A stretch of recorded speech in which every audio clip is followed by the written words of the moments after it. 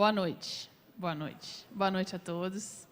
A Câmara Municipal de Juiz de Fora, através da Comissão Permanente de Defesa, Controle e Proteção dos Animais, tem o prazer de recebê-los hoje para o ciclo de palestras Ser Humano e Outros Animais, em Busca da Harmonia, que faz parte da programação da primeira Semana de Proteção Animal de Juiz de Fora. Convido aqui à frente o vereador-presidente da comissão, vereador Marlon Siqueira. Convido também a professora doutora Aline Santana, do Departamento de Zoologia da Universidade Federal de Juiz de Fora, que vai falar sobre o ser humano e os animais de fazenda. A gerente do Departamento de Controle Animal do DENLURB, senhora Miriam Neder, que vai abordar os desafios diários das políticas públicas de proteção animal de Juiz de Fora. E o doutor Alex Fernandes Santiago, promotor da 8ª Promotoria de Meio Ambiente, que vai proferir sobre o tema A Fauna e o Direito Penal. Para uma breve saudação, com a palavra o presidente da comissão, o vereador Marlon Siqueira. Boa noite a todas, boa noite a todos, o público presente. Gostaria de cumprimentar a gerente do Departamento de Controle Animal do DENLURB, a senhora Miriam Neder, a professora do Departamento de Zoologia da UFJF, doutora Aline Santana. Muito obrigado pela presença, doutora Aline. Promotor da 8ª Promotoria de Meio Ambiente, doutor Alex Fernandes Santiago, do qual nós agradecemos também a presença. Ficamos muito honrados dos senhores estarem aqui. Hoje é, salvo engano, nós estamos no 4º dia da nossa semana, né, de proteção animal. Um projeto de lei que nós entramos agora no ano de 2017, e foi sancionado pelo prefeito também, um dos primeiros projetos dessa gestão, que nós entramos no ano de 2017, sancionado também agora no ano de 2017 pelo prefeito Bruno Siqueira. Estamos introduzindo a Semana de Proteção Animal na cidade de Juiz de Fora. Ela tem como viés principal a conscientização. Nós queremos tocar as pessoas para ter a boa condução. Nós, como que a sociedade deve se portar perante várias situações onde estão em vulnerabilidade os animais como um todo da nossa cidade. Então, essa semana ela teve início, né, no sábado com uma feira de proteção, domingo foi o Dia das Bênçãos, ontem também, na segunda-feira também tivemos algumas atividades, hoje nós estamos aqui.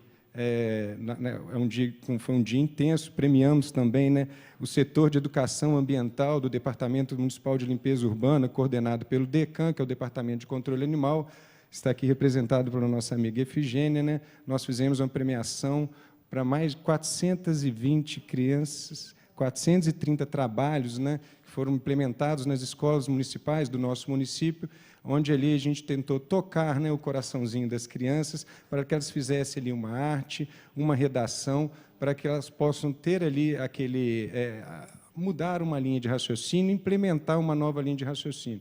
Estava conversando com o doutor Alex, as gerações mais antigas, né, a relação que ela tem com o animal é muito diferente da relação que o público infantil, graças muito às políticas públicas de proteção animal, que nós temos aí levado para as crianças, a gente espera aí dias melhores nessa relação ser humano e o animal. Hoje é um dia muito importante, é o dia de São Francisco de Assis, né? Um dia emblemático para todos nós, né? Que mexemos com a causa animal, é o santo protetor dos animais, e nós também temos emblemático também uma nova situação. Hoje, o prefeito publicou o Conselho Municipal de Proteção Animal na cidade de Juiz de Fora. Nós havíamos feito, quando eu fui diretor-presidente do DENLURB, plantamos essa semente, plantamos essa ideia. Por problemas burocráticos, houve, né, uma demora, no sentido que também este conselho ele vai ter um fundo, então teve que mexer no sistema fazendário do nosso município, houve essa demora, mas hoje ele foi publicado. Nós estamos querendo democratizar as políticas públicas de proteção animal na nossa cidade. É um conselho paritário entre poder público, entidades civis organizadas, protetores independentes, Ordem dos Advogados, Universidade Federal de Juiz de Fora, enfim, esse conselho vai dar as diretrizes políticas de como a nossa cidade, como as políticas públicas de proteção animal devemos nos portar na cidade de Juiz de Fora. Eu sei que isso é um grande avanço. A gente quer realmente a participação de todos, todos os envolvidos, todos engajados no objetivo único, que é realmente pensar nos animais, a proteção dos animais. Enfim, esse conselho, ele vai aí, com certeza, a partir desta criação, nós vamos ter muitos ganhos. Eu tenho que daqui no futuro, em breve, vamos ter resultados extremamente positivos. Sejam bem-vindos a todos, e agora vamos começar a nossa primeira palestra com a doutora Aline. Muito obrigado, viu, doutora Aline? Eu falo daqui, do púlpito? Ah, tudo bem. Boa noite a todos. Meus cumprimentos à mesa, doutora Alex, Miriam, um agradecimento especial ao vereador Marlon por me convidar para esse fórum. Eu vim falar de um tema que é um pouco ácido, num fórum de proteção animal, que é a questão da harmonia, ou de como buscar harmonia entre os seres humanos e os animais no cenário da produção animal, que é algo desafiador e que tem muito a ser feito nesse sentido. Próximo.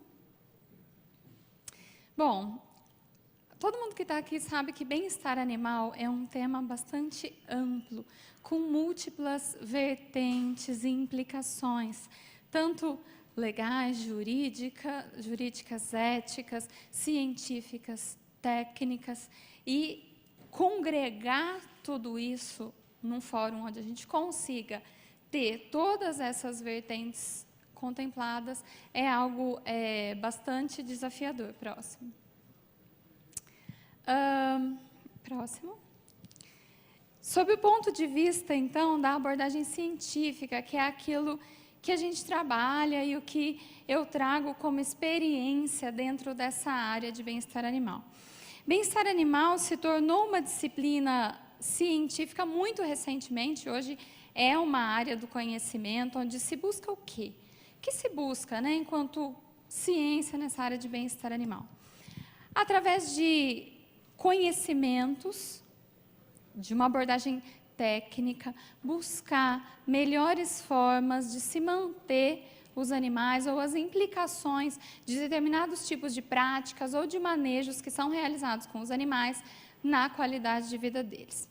A gente tem uma ciência que tem em torno de 40 a 50 anos de desenvolvimento e muita coisa já produzido, muito já se sabe. E, curiosamente, ela surgiu e teve as suas bases formuladas dentro desse cenário da produção animal, dos animais de fazenda. Tá? Então, a gente tem aí bastante coisa sendo feita. Mas, a que essa ciência se dedica? Quais são os cenários nos quais a gente pode avaliar com uma abordagem científica bem-estar animal? A gente aplica aos animais de fazenda, aos animais de companhia, que são aqueles que, dentro da proteção animal, são mais discutidos ou que estão mais em evidência por uma questão muito óbvia. São aqueles que estão dentro das nossas casas e que a gente tem contato com eles todo dia. Não que os outros também não façam parte da nossa vida. Por exemplo, animais usados em pesquisas, animais usados em testes. A gente usa todo dia o quê? Produtos da indústria química, da indústria de cosméticos. E hoje existe um movimento muito grande em prol do bem-estar dos animais, nesse sentido também, dos animais utilizados em pesquisas. Dos animais utilizados em atividades esportivas e também animais silvestres em cativeiro. O que isso tudo tem em comum?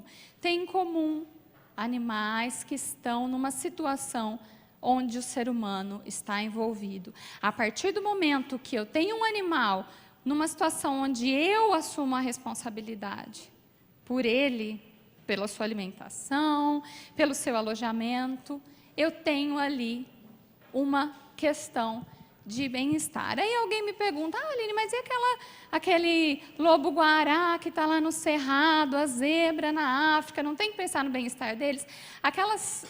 Todas essas situações que dizem respeito a animais silvestres em vida livre, essa ciência não aborda, porque ele não está sob a nossa responsabilidade, nós, seres humanos. Próximo. E esse o cenário que a gente vai tratar aqui hoje, né? Quando a gente fala do bem-estar de animais de fazenda. Próximo. E de quem estamos falando, então? Quais são as cifras? As cifras são dos bilhões ou milhões, quando a gente fala de bem-estar de animais de fazenda, quantos indivíduos afetados, digamos assim. A maior parte desses animais, em termos numéricos, são galináceos, galinhas e frangos. A gente tem hoje, no nosso país, no Brasil, 1,3 bilhões de galinhas e frangos. Só galinhas poedeiras, aquelas produzidas para obtenção de ovos, a gente tem 222 milhões, mais do que pessoas, assim como bovinos, que tem 215 milhões, mais do que pessoas. 40 milhões de suínos. E assim por diante. Também, codornas, ovinos, caprinos, equinos, matrizes suínos e bubalinos em menor importância em termos numéricos, mas também é um grande efetivo. Não é segredo que estamos num país com tradição agrária, tradição agropecuária. Se a gente tem um país com uma produção animal gigante, logo, os desafios desse cenário, em termos de proteção animal, em termos de bem-estar desses animais que estão sendo mantidos com essa finalidade, também são gigantes, por ser um país diverso, com condições ambientais diversas, onde esses animais são mantidos, logo os problemas também, imaginem vocês que são vários dos mais diversos tipos. A gente não aborda bem-estar animal, por exemplo, de bovinos no Rio Grande do Sul, com os mesmos aspectos que a gente aborda para bovinos mantidos na Caatinga. É outro cenário, mas tem ali questões de bem-estar envolvidas nos dois pontos. Próximo. E como o Dr. Marlon já comentou, por que a gente está hoje nesse fórum tratando de animais de fazenda? A gente está aqui tratando de animais de fazenda e fico feliz por incluir, né, esses indivíduos também nessa questão da proteção animal. Por quê? Porque a relação entre os seres humanos e os animais vem mudando muito. Em especial, a relação com os animais de fazenda. Se for olhar na época dos avós, de vários que estão aqui, talvez dos pais, essas pessoas tinham muito mais contato com o campo. E elas mantinham lá o seu suíno, o seu porco, a sua galinha, e era o quê? Aquele animal que ia ser consumido estava muito mais próximo. Por outro lado, os animais de companhia tinham uma relação mais distante. A partir de um boom de industrialização que ocorre não apenas no nosso país, mas no mundo inteiro após a Segunda Guerra Mundial, o que a gente tem? Um processo de urbanização. Olha, um dado importante. Hoje, 84% da população brasileira vive nas cidades. Essa população tem que ser alimentada, certo? A maioria dessa população consome produtos de origem animal, certo? Essa população não produz mais os seus ovos, mas ela come ovos. Essa população não produz mais o seu leite, mas ela ingere leite. E, do mesmo modo, carne. Muito bem, o que temos então? Uma produção animal gigante para sustentar 80% da população que agora está na cidade e não está mais no campo. E essas pessoas vão encontrar esses produtos todos onde? Onde eu encontro e onde possivelmente vocês encontram, no supermercado. Somado a isso, a relação com os animais de companhia fez o quê? Se aproximou. Se aproximou muito. Tem um dado que não é científico, mas é de um site de associação de criadores, que diz que 1 em cada 4 cães nas cidades dormem ou frequentemente ou ocasionalmente na cama do tutor. Ou seja, olha o nível desse relacionamento próximo. Tudo isso, gente, traz muitas implicações para o modo como as pessoas enxergam os animais. E passa a expandir isso não só para aquele seu animalzinho que está ali próximo, o cachorro, o gato, mas espera aí, e esse animal que produziu esse leite que chegou aqui para mim no supermercado, como será que ele foi mantido? Será que ele passou frio? Será que ele passou fome? Será que ele passou sede? Pode passar. Certo? E aí, como que se passa a abordar bem-estar para esses animais? Abordar bem-estar para esses animais passa por um princípio que foi desenvolvido lá atrás, princípio das 5 liberdades, que todo mundo que está nessa causa animal já deve ter ouvido falar. Que os animais devem estar livres de fome e sede, desconforto, dor, injúria, doença, livre de medo e estresse e livre para expressar comportamentos naturais. Muito bem, animais livres de coisas ruins. Pode passar. Isso não é novidade para ninguém. Numa iniciativa mais recente de um projeto da União Europeia, que também envolveu universidades do Brasil, pegou-se essas 5 liberdades e destrinchou em princípios de bem-estar, e, a partir daí, associou com critérios de bem-estar mais próximos de uma aplicação prática. Então, pensando em animais de fazenda, isso aqui hoje é algo que se busca em termos de avaliação de bem-estar. Então, esses princípios têm uma forte correspondência com as 5 liberdades. Quais são eles? Princípio de boa nutrição, bom ambiente, ou seja, um alojamento adequado, boa saúde, comportamento apropriado. Quando eu falo em boa nutrição, esses animais deveriam estar o quê? Livre de fome e sede, mas o quê? Tem uma palavrinha que vem na frente que faz toda a diferença. Livre de fome e sede prolongada. Por quê? Nas 5 liberdades, gera-se uma expectativa de que o animal não pode sentir fome. Mas espera aí. Ao longo da nossa vida, a gente sente fome, a gente sente sede, isso não chega a comprometer nossa condição corporal, porque logo a gente tem acesso ao alimento. Então, para esses animais, passa-se a considerar não aquela visão ilusória das 5 liberdades, de que eu consigo manter os animais livres de qualquer coisa ruim, mas de que eu consiga manter ele livre de algo que vá trazer prejuízos de fato para a sua condição corporal.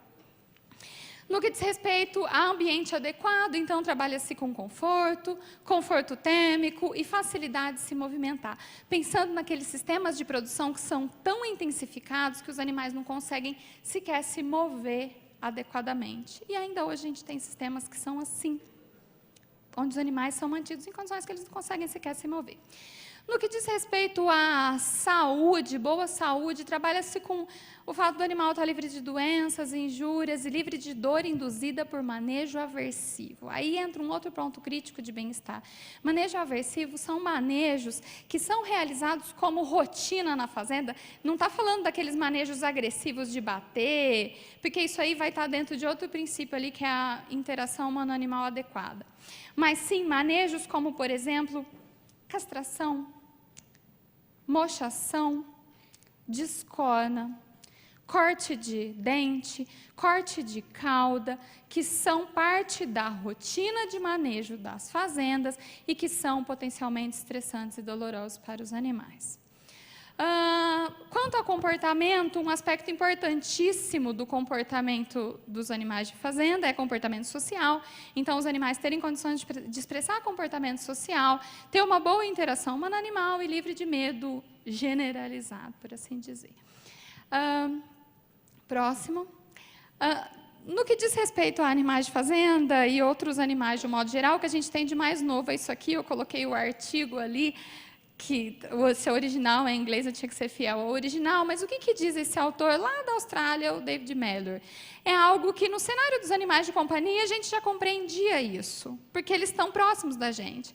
Que os animais têm que ser, que o bem-estar deveria ser avaliado, não pelo fato do animal estar livre de coisas ruins apenas, mas sim com base nas suas experiências negativas, mas também positivas. Porque se eu te perguntar, o que é estar bem para você, o que é ter uma qualidade de vida boa, todo mundo vai falar o quê? Eu posso ter um lazer, ter uma comida gostosa no final de semana, ter experiências que são positivas, e para os animais de companhia a gente aplica isso. Mas e para os animais de fazenda? Aí é um cenário ainda desafiador. Como garantir, próximo, que essa escala, o ponto de balanço dela, cadê a escala? Vocês estão vendo essa escala, não é a mesma que eu estou vendo. Eu tenho lá, no vermelho da escala, seria aquela condição que o animal está com um bem-estar muito ruim, que segundo a tradução dele seria uma vida que não merece ser vivida, uma vida quando o animal está doente ou está sendo privado de alguma necessidade básica. Alimento, espaço, está tudo bem. Alimento, espaço, e aquilo ali é algo que deveria ser completamente evitado. Quando eu venho andando nessa escala, as 5 liberdades, elas param nesse meio aí, ó, do ponto neutro, que é o quê?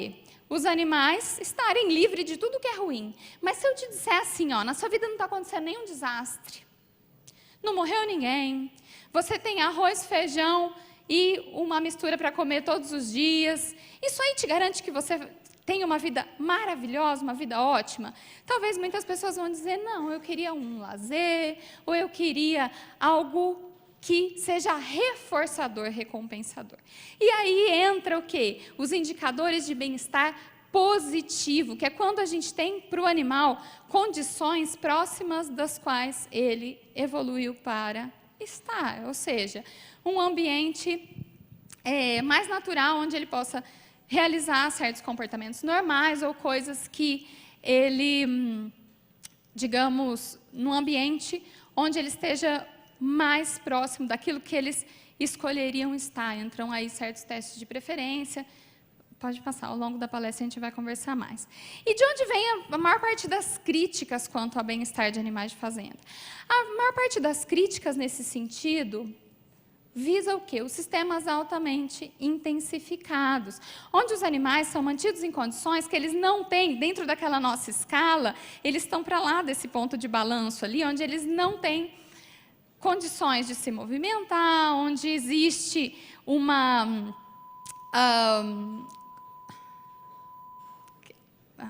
onde não... desculpa. Tá, tudo bem. Onde ele não tenha todas as necessidades, principalmente comportamentais, atendidas.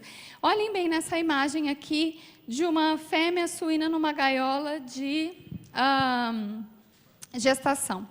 A gente tem uma restrição comportamental bastante importante. Para a parte das críticas, nesse sentido, né, por parte da proteção, né, daqueles que defendem a proteção dos animais, com relação a esse tipo de sistema. Pode passar. E aí?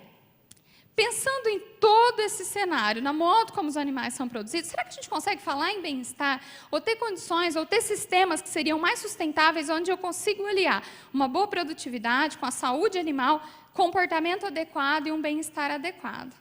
Pode passar. E existe hoje um movimento do desenvolvimento de sistemas de criação que levam o animal, naquela nossa escala, um pouco mais próximo para o lado verde aqui da escala, que seria o quê? Manter bons níveis de produtividade, tendo também uma equalização com a qualidade de vida do indivíduo. Ou seja, é sair, né, do que a gente saiu lá, daquele sistema de produção muito rústico, simples, da galinha caipira, mas o que se fala hoje em termos de produção animal não é voltar naquilo.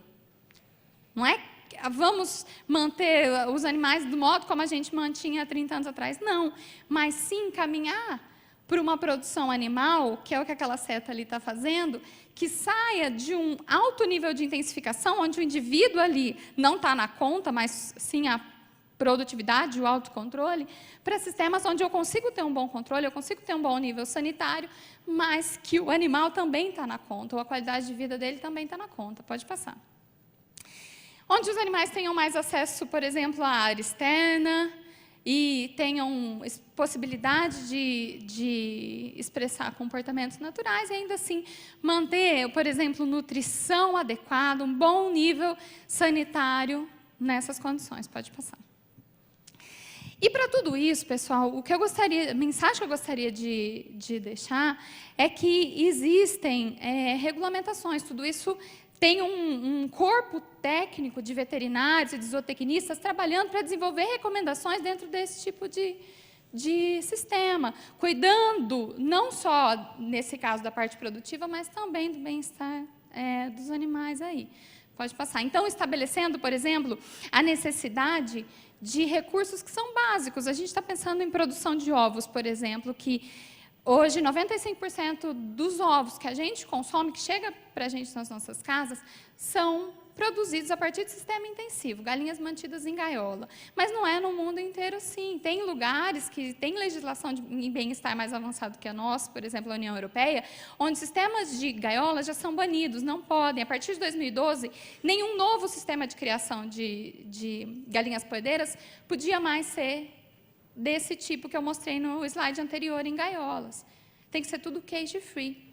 E cage-free, estabelecendo-se o quê? Normas, regulamentações para isso. Também não é de qualquer jeito. Então soltou, pronto, resolveu todos os problemas. Porque tem uma questão sanitária muito séria. Se você fala solta e simplesmente, pronto, agora elas têm um comportamento adequado, estão felizes as galinhas. A gente tem outros riscos muito sérios também relacionados à parte sanitária. Pode passar. Aqui também, mesma coisa, sistemas de galinhas poedeiras mais mantidas em tipos de sistemas onde elas têm acesso a piquetes, a área verde, onde está muito mais próximo de um ambiente natural. Desafios nesse caso, questão sanitária, que deve ser equalizada com a questão comportamental também. Pode passar. E aí, quais são as forças que promoverão, então, essas mudanças? Se existe hoje conhecimento técnico-científico sendo produzido para que existam sistemas de produção que consigam aliar uma boa produtividade, boa sanidade com bem-estar animal, o que vai promover mudanças nesse sentido? Hoje, o que a gente tem é que existem nichos de mercado de produtos que garantem, digamos assim, boas condições de bem-estar. Isso, por um lado, é interessante, porque quem está interessado ou preocupado com o bem-estar dos animais pode buscar produtos diferenciados. Por outro, a gente cai naquele problema de ser nicho de mercado ainda. Não é algo que a gente tem como a realidade da nossa produção. Um outro desafio, além do que eu já comentei da questão sanitária para esse tipo de sistema, é a questão da transparência nesses padrões. Por exemplo, com relação à produção de ovos mesmo, não é incomum a gente encontrar ovos com uma etiqueta, onde se coloca lá uma foto de uma galinhazinha no campo. Mas aquele ovo ele não tem uma certificação de origem. Não tem nada ali que me garanta que realmente ele foi produzido num sistema cage-free ou livre de gaiolas. Então, a necessidade de rastreabilidade e transparência na cadeia produtiva, para que o consumidor saiba o que ele está comprando. E saiba que tem ali uma garantia de produção com altos padrões de bem-estar. Pode passar. Além disso, outras forças que promoverão essas mudanças, como eu falei para vocês, regulamentações externas que impactam mercados, que vão impactar o que a gente faz aqui. Em 2015, a gigante Nestlé afirmou que, a partir de 2025, ela não comercializaria mais nenhum dos seus produtos ovos produzidos de galinha de gaiola. Isso mundialmente. Todas as outras gigantes da produção de alimentos seguiram. McDonald's seguiu também Burger King, e aí as nacionais começam também a seguir essa tendência. Girafas, conhece essa rede de restaurantes? Declararam também. Se for entrar lá no site, no Brasil não tem nenhuma lei, município nenhum, estado nenhum, que proíba a produção de ovos em gaiola, porque o nosso sistema de produção é assim. No entanto, o mercado vai mudando essas coisas. Esses gigantes, se eles tivessem colocado para mudar essa norma hoje, eu tenho certeza que não teria ovos disponíveis no mercado para todos eles comercializarem somente produtos a partir de ovos cage-free. Por isso que essas regulamentações que eles colocam para si mesmos a partir de 2025, mas já o quê? Visualizando o mercado de hoje. O jovem de hoje que está antenado, que está indo lá na internet, olhando e falando, nossa, McDonald's não vai mais comercializar ovos de galinha produzidos em gaiola. Tá? Porque eles são bonzinhos? Porque o Ronald McDonald ama galinha? Não. Porque eles estão visualizando uma mudança na consciência do consumidor que não quer mais esse tipo de coisa. E também em função de regulamentações externas. Pode passar. E aí a gente vê o surgir espaço para esse tipo de coisa aqui, que são as certificações de garantias de origem com relação ao bem-estar animal também. A gente já tem algumas garantias, certificações de origem com relação ao meio ambiente, selos nos produtos, e a tendência é que isso se popularize cada vez mais, assim como é algo bastante popular ou disseminado em outros lugares do mundo, onde existe essa consciência e já existe um mercado mais maduro com relação a esse consumo consciente com relação ao bem-estar animal. Pode passar.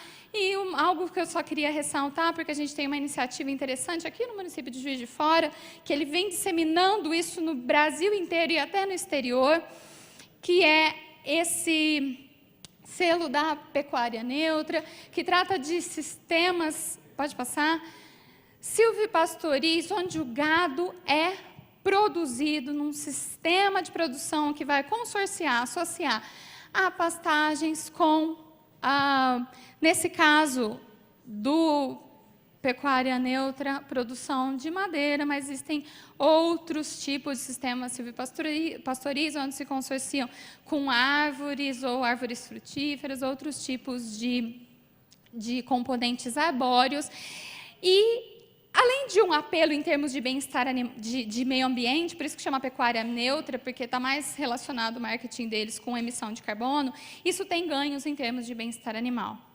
Por quê? Conforto térmico, um ambiente mais próximo do natural para esses animais, um microclima mais adequado, interações sociais, interações ecológicas que privilegiam uma sintropia dentro desse sistema, ou seja, um fluxo de energia, um sistema menos artificial, onde o animal está inserido.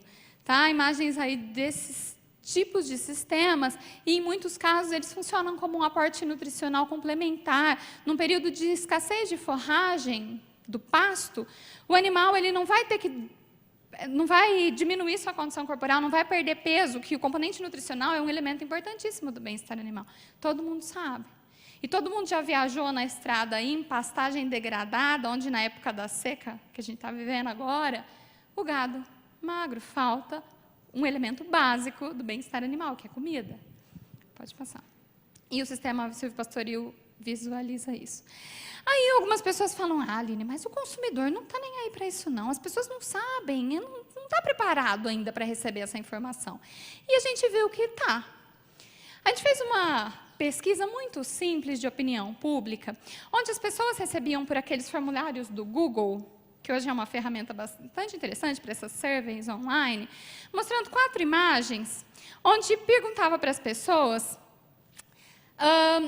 se ela tivesse que... Primeiro era questionado se elas consumiam carne ou não, e 90% das pessoas responderam que sim, 10% que não. Entre aquelas que consumiam, perguntava, tudo bem, você consome carne, se você tivesse que escolher consumir carne de um animal que vem de um sistema, um daqueles 4 sistemas ali, qual daqueles vocês escolheriam? Qual você preferiria consumir? Pode passar? E as pessoas, 71,6% das pessoas declararam preferir o sistema número 1, que volta 1 para o gráfico sair daí da nossa frente. Obrigada. O sistema silvopastoril, que é o que consorcia a pastagem com um componente arbóreo, mostrando que, mesmo, e isso aí foi um questionário geral, não passou só lá na faculdade de veterinária, zootecnia e biologia, não. Tinha pessoas de todas as áreas, humanas, exatas, independente do seu conhecimento sobre aspectos técnicos desse sistema, sobre aspectos técnicos de bem-estar animal, elas viam algo ali que esteticamente chamava mais atenção ou parecia melhor ou mais natural. E declararam optar por isso. A segunda preferida foi o número 3. E aí a gente até entende, eram animais em... Isso, o cinzinho ali, animais em sistemas de confinamento em baixa densidade, onde os desafios ambientais eram melhores e a foto passava. Talvez essa imagem e também, talvez algumas pessoas com um conhecimento técnico que, talvez por uma questão de acreditar-se que animal de confinamento tem carne mais macia, enfim, a gente acredita que é por aí a explicação para isso. Pode passar. E aí, onde atuar, então, para produzir melhorias nesse cenário? Dentro da área de manejo racional, manejo e bem-estar de bovinos, atua-se nesse polinômio aí, que é o quê? Melhorias no ambiente de criação como um todo, melhorias das instalações por onde os animais terão que passar, para que eles tenham menos desafios possíveis, se estressando menos. O terceiro componente é o essencial, que é o quê? Treinamento de pessoas. Conscientização, primeiramente, sensibilização, conscientização, e o terceiro, que é a capacitação em manejo racional. Capacitação em manejo racional é algo essencial quando a gente fala de bem-estar para animais de fazenda. E aí tem um papel importantíssimo das políticas públicas em bem-estar animal, para essa parte de capacitação em bem-estar. E, por fim, os animais. Por meio de técnicas de melhoramento genético, manutenção de animais que sejam mais adaptados aos sistemas de produção atuais. Certo?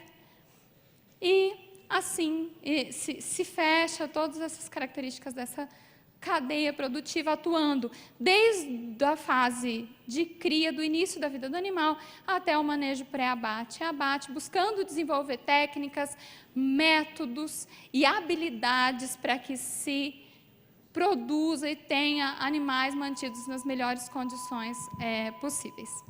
Sim? Pode passar. Era isso que eu gostaria de trazer para vocês. Me coloco à disposição para as questões ao final e para o debate. Mais uma vez agradeço ao vereador Marlon e a todos vocês pela atenção. Obrigada.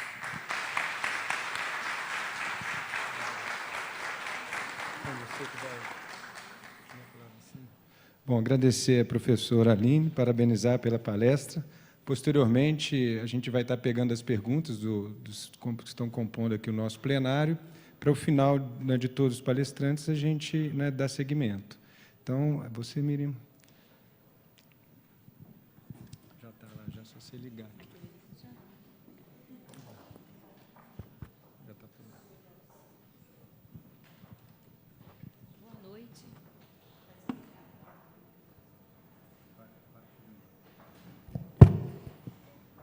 Boa noite. Eu vou falar aqui porque eu trouxe uma colinha para eu tentar não esquecer de nada. Se por acaso eu não deixar de falar de algum assunto que vocês queiram saber, no final vocês podem escrever as perguntas, que eu acho que o cerimonial vai recolher e todas serão respondidas. Bom, eu vim aqui hoje para falar do trabalho do Departamento de Controle Animal, que é um departamento que foi fundado há apenas 1 ano e meio, para gerir as políticas públicas municipais de proteção animal. E nós estamos só começando, temos pouco tempo de trabalho e ainda temos um longo caminho pela frente, né? Os animais abandonados é um problema mais grave até do que a maioria das pessoas pensam. Animais abandonados, além do sofrimento, né, que são causados a eles, que nós presenciamos todos os dias, eles estão aí na rua contraindo e transmitindo doenças, inclusive zoonoses.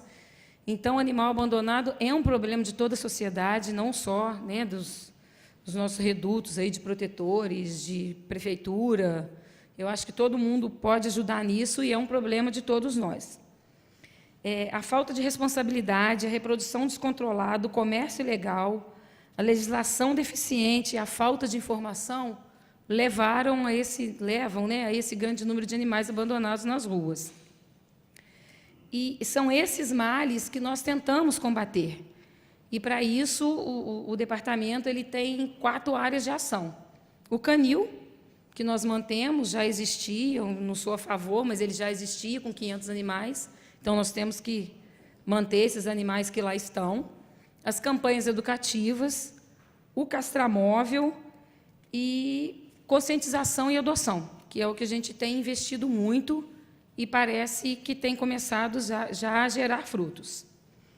Bom, o programa de castração ele funciona nas clínicas e no castramóvel. De 2013 até agosto de 2017, o programa de castração municipal ele esterilizou 18.100 animais. Em novembro de 2015, né, a unidade móvel, que foi o castramóvel, começou a funcionar, o que ajudou muito, porque eu acho que, na verdade, eu acho ele muito mais eficiente do que a clínica, porque ele chega realmente naqueles lugares onde as pessoas não levariam esses animais para serem castrados. Mesmo que nós disponibilizemos as vagas, às vezes a pessoa não tem transporte. Então, o castramóvel ele tem sido muito eficiente nisso. Como que funciona? O cidadão ele faz o cadastro pelo Disque Castração. Quando nós ligamos para agendar, aí a gente dá as orientações de pré-operatório, ele leva o animal à clínica ou castramóvel, e os que são feitos no castramóvel, todas as clínicas são 24 horas, eles podem, caso dê algum problema, eles têm onde retornar. Quais que são os nossos grandes desafios? A fila de espera, que é muito grande, né? Como foi disponibilizado um número, a pessoa cadastra, então todos têm direito de fazer a castração. E muitas vezes nós deixamos de castrar, às vezes, animais mais necessitados e estamos chamando aqueles que têm um risco muito menor, de pessoas que talvez pudessem pagar uma esterilização numa clínica, mas começou assim e agora a gente tem tentado colocar em dia, mas assim é bem difícil. No programa de castração, esse é o nosso grande desafio. Um outro trabalho que a gente vem fazendo também, que está surtindo bastante efeito, são as colônias de gatos. Nós estamos capturando os animais, castrando e devolvendo para os lugares. Semana passada, nós terminamos de castrar 7 colônias, e agora já estamos com mais 4. Às vezes as pessoas ligam, informam que naquele local tem, e isso é muito importante dizer, nós estamos contando muito com a ajuda da população, para castrar os animais de rua, os cães comunitários. Tem muitos bairros que nós temos grupo de pessoas que fazem os pós-operatórios desses animais, para que eles continuem morando ali, naquele reduto que ele está acostumado. Então, nisso, as pessoas têm ajudado muito. Nós estamos contando e recebendo muita cooperação das pessoas dos bairros. O canil municipal, né, que, como eu disse, eu não concordo, o canil não é lugar de cachorro, mas ele existe, ele está lá com todos os problemas dele, e nós estamos tentando sanar aos poucos, e, graças a Deus, as coisas têm melhorado bastante. Mais do que melhoria física, o que a gente tem tentado fazer lá é mudar o comportamento dos funcionários com os animais. Nós remanejamos funcionários, hoje a gente tinha muita dificuldade de funcionário para cuidar dos gatos, nós buscamos funcionários em outros setores do Denlurb que gostava de gato, e assim, está dando certo, tem carinho. Hoje, os funcionários do canil, eles olham para os animais, sabe se ele acha que ele está sentindo alguma coisa, já chama o veterinário. Hoje, assim, isso eu posso dizer com certeza, eles olham para aqueles animais com outros olhos, e isso tem ajudado muito. Ajuda o veterinário que está lá, ajuda a detectar um problema, porque realmente você correr os olhos em 500 animais todo dia e detectar tudo que tem de errado é muito difícil. Então, nisso eles estão ajudando muito, e o comportamento dos funcionários no canil hoje é outro.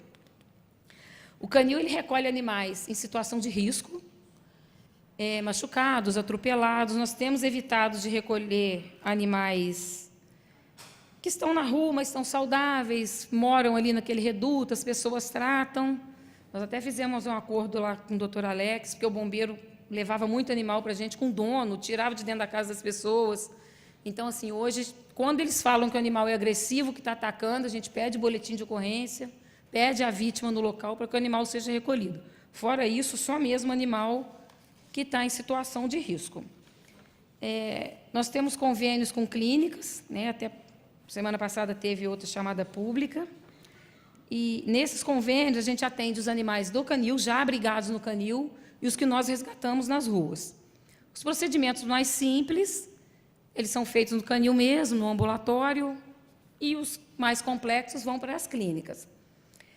Em 2016, durante os 12 meses, e isso, assim, tudo que eu estou falando foram contados em documentos, não é estimativa, não é chute. Em 2016, nós atendemos nas clínicas 515 animais. E até julho desse ano, até 7 de julho, se não me engano, que foi a última nota que eu peguei na contabilidade, foram 268 animais, então vai dar uma média de 500 e pouco de novo. Grande maioria desses 515 animais de 2016 e parte desse ano grande maioria cirurgia. Então, hoje nós operamos tudo.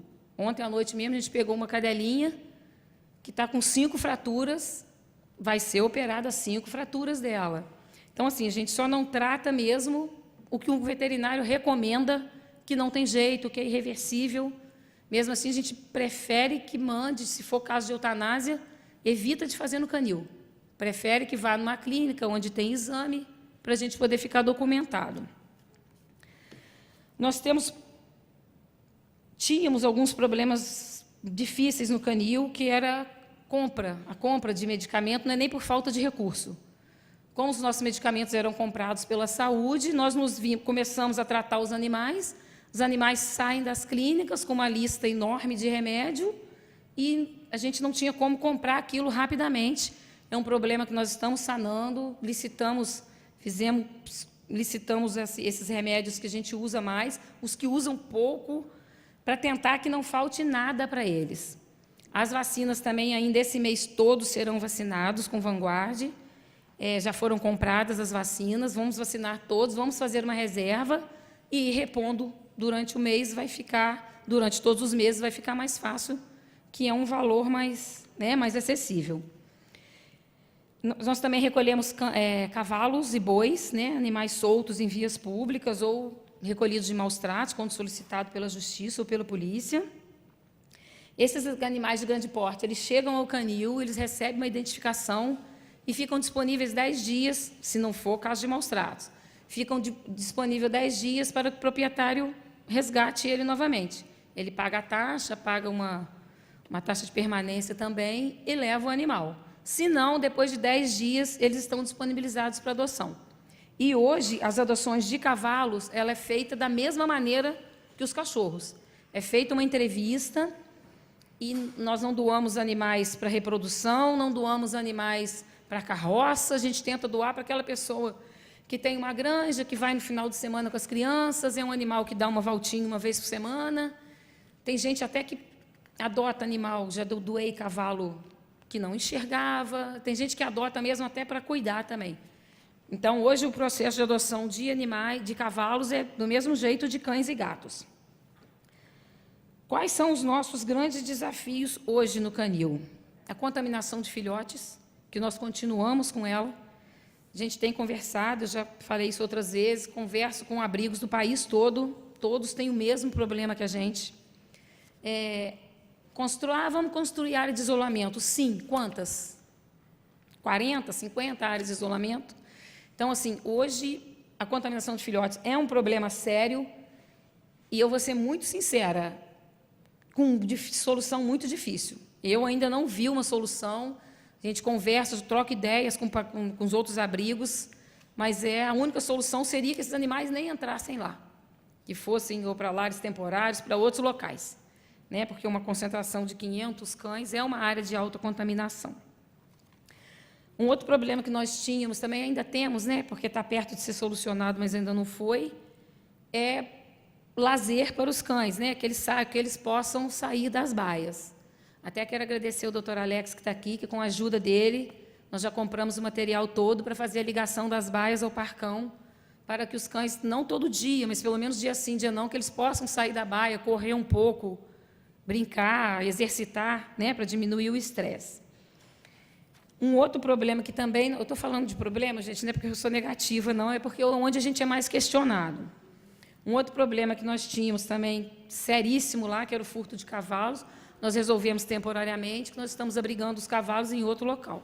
Não é definitivo, mas até que consigamos mais segurança para o canil, os cavalos não vão ficar lá, a não ser os que estão em tratamento, que precisa estar do lado veterinário, mas isso nós diminuímos muito também. As brigas, depois, que é o problema que mais me incomoda, diminuiu muito depois das castrações, muito mesmo. Acontece, e eu não posso falar que não acontece, que eu estou mentindo, porque a gente só vai poder garantir que não vai haver briga de animais num canil, num hotel, na rua, se o animal estiver isolado.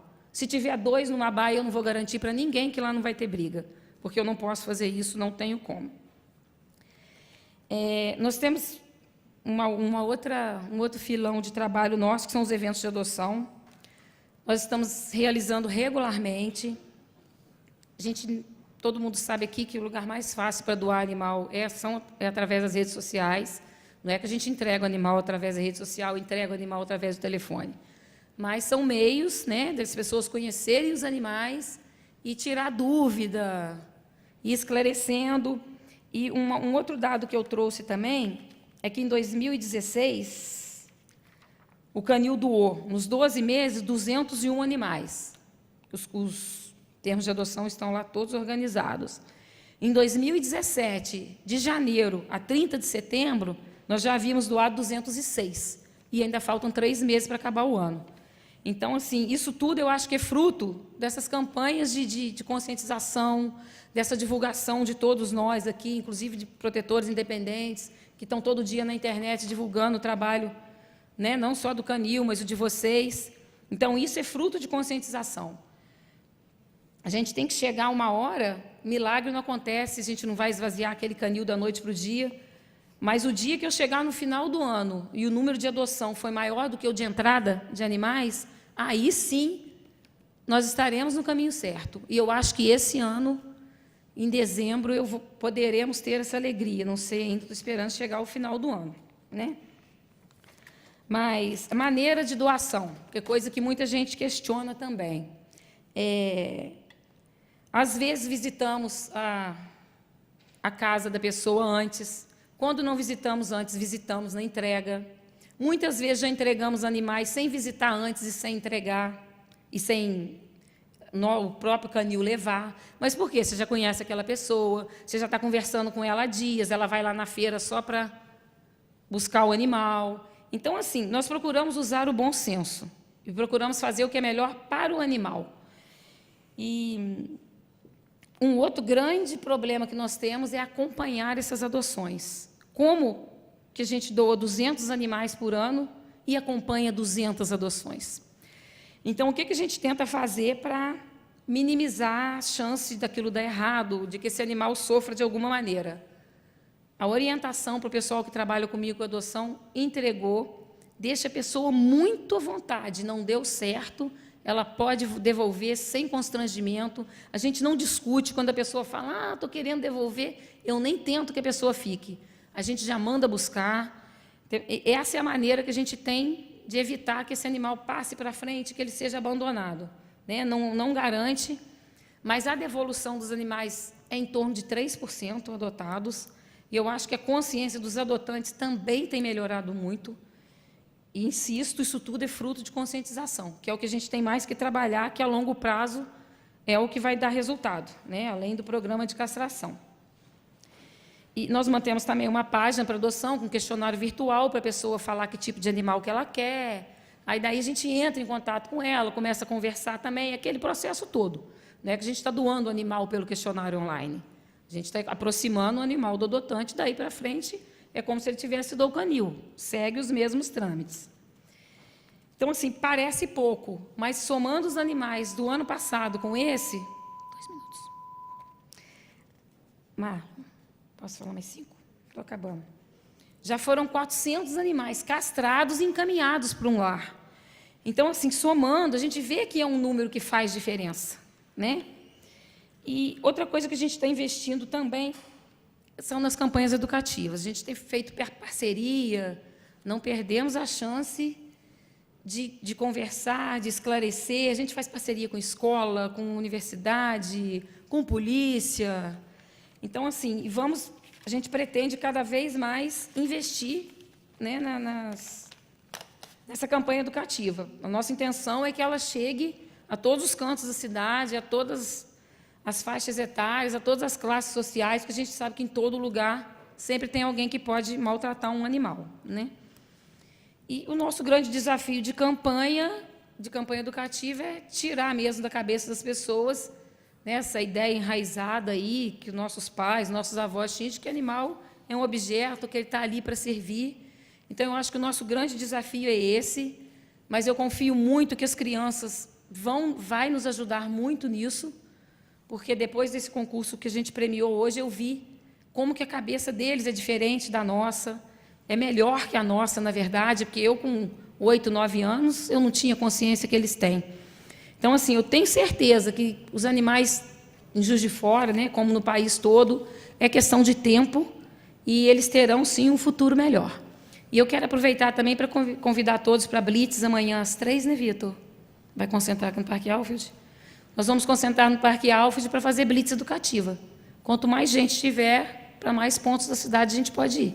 Tá bom? Muito obrigada. E quem quiser saber de mais alguma coisa que eu me esqueci de falar, pode fazer a pergunta que no final a gente vai responder, né? Muito obrigada.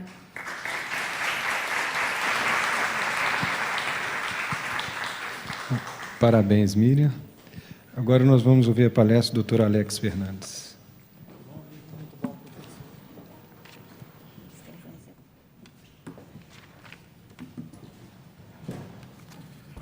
Boa noite a todos. Quero agradecer, na pessoa do vereador Marlon Siqueira, essa oportunidade de dialogar em defesa dos animais e dizer, como já relatei ao senhor vereador, que Juiz de Fora está causando ciúmes nas outras cidades. Nós temos um grupo de proteção animal do Ministério Público latino-americano, dentro da nossa rede latino-americana de Ministério Público do Meio Ambiente, e a promotora de defesa do meio ambiente, uma delas, da capital, Lília Marota, muito empenhada na causa animal, ela diz: quem me dera ter uma semana de proteção animal aqui em Belo Horizonte. Então, estamos todos de parabéns, porque é por causa do trabalho de vocês, do vereador, da Miriam, da professora e todos aqui presentes, que nós conseguimos sustentar uma semana de um tema tão importante para nós como a proteção animal.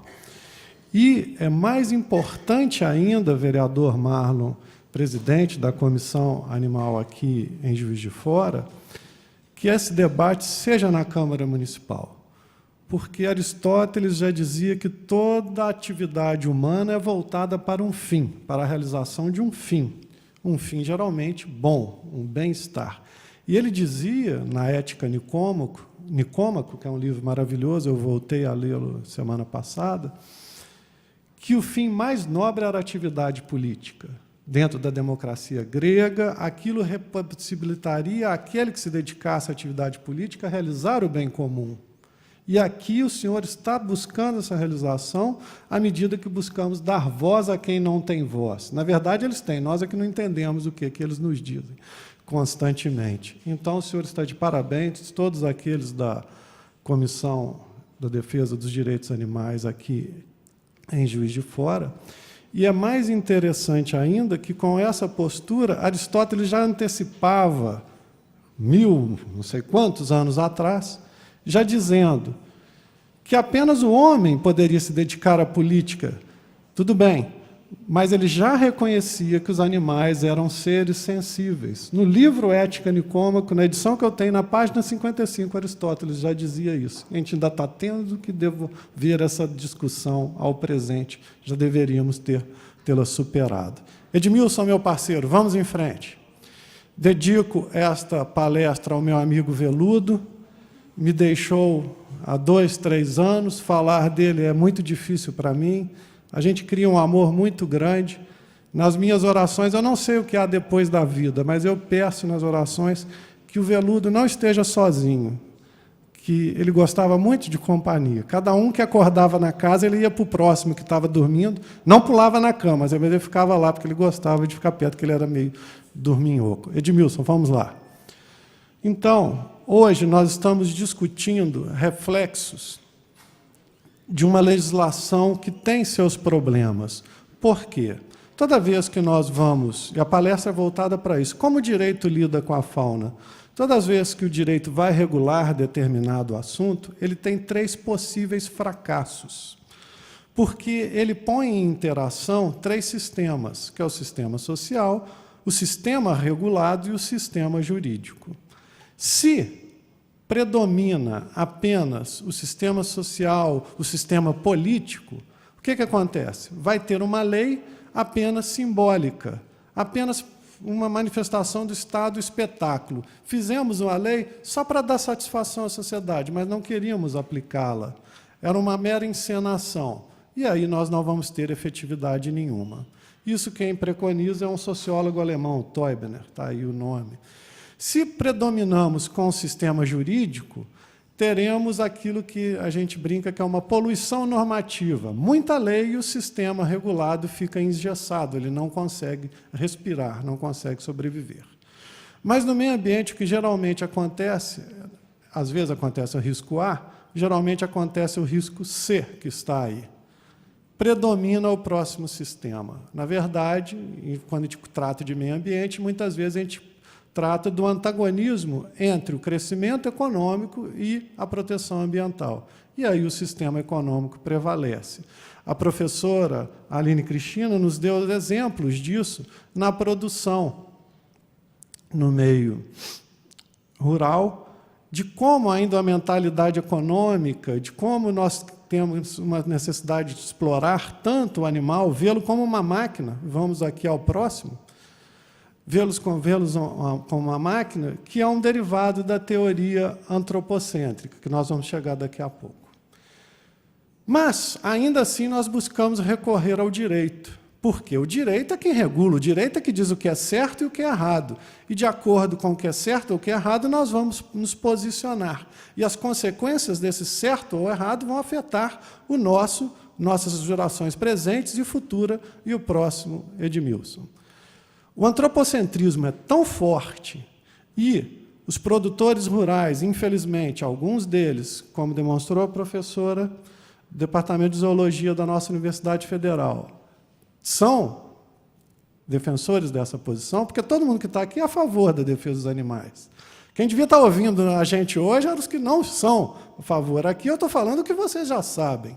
Mas o problema é que o antropocentrismo é tão forte e foi resumido por Descartes, no seu discurso do método e outras obras, com 4 paradigmas fundamentais que estão aí para os senhores, mas o pior de tudo, e eu me permito ler aqui, não está no slide, Descartes atingiu o extremo oposto na concepção dos animais. Ele defendeu que os animais eram máquinas, despossuídas de qualquer alma. Os animais eram coisas, não podiam ser punidos e não existia qualquer obrigação em relação a estes. Apropriáveis, objetos do domínio humano, não lhes cabendo qualquer direito, nem limitação ética ou jurídica a respeito. E o ser humano sendo reafirmado como senhor absoluto da natureza. Quem encampou essa versão? A maioria.